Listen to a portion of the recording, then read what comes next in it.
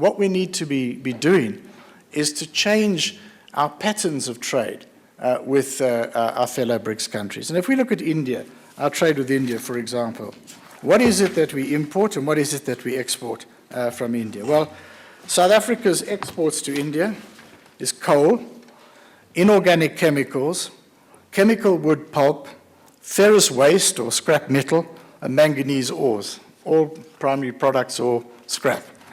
What do we import? We import petroleum oils, automotives and automotive components, pharmaceuticals, telephone sets for cellular networks, and dumpers for off-road use. That's what we import. We import value-added products. And I think that our ambition and our need as South Africa and as Africa is to begin to change the pattern of that trade. And this is the context, I think, in which our admission to the BRICS creates a new historic opportunity for us to begin to address some very, very important questions.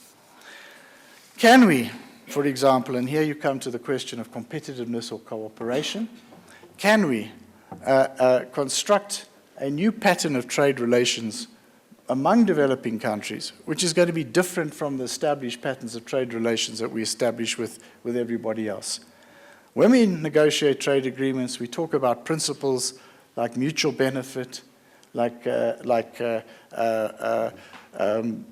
support for each other's growth and development and so on. Can we build those in as serious and real elements into trade negotiations?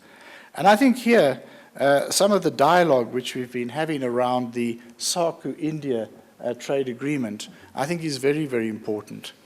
Because what we're trying to say is we're going to say that there are areas where we are directly competitive. There are also areas where we are potentially complementary. Can we not identify the areas of complementarity and prioritize those in a trade negotiation? And can we not then build complementary patterns of economic relationships which contribute to both growth and employment in both our countries? I think that is a historic chance that we have to construct a trade relationship on that basis. And I think that this discussion has to embrace, because we know when we talk to business people, very practical business people, they say that when we go to India, we're not only talking about tariffs, direct tariffs, we're talking about state taxes, we're talking about a whole lot of other regulatory issues, including sanitary, phytosanitary, and other kinds of regulations.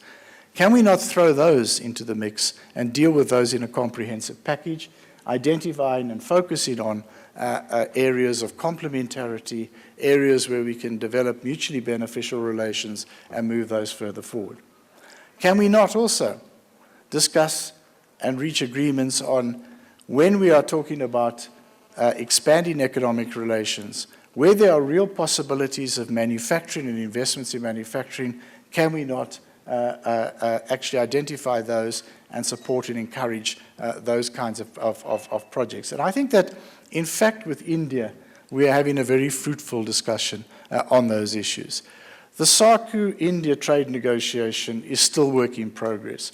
We need to move it forward much more expeditiously than it's happening. I think that's a given. It's going too slowly. But I think that on the area of investments and those kind of discussions, we have seen, I think, India being very, very receptive and welcoming of ideas about opportunities to invest. I mean, later on this week, we're going to go and open the Tata motor plant in South Africa. And we know that Rambaxi and other companies have all come here and invested and created manufacturing capacity in our country. And I think we welcome that, and I think we're not exclusive about this being in South Africa. We'd also welcome more of those opportunities elsewhere on the African continent.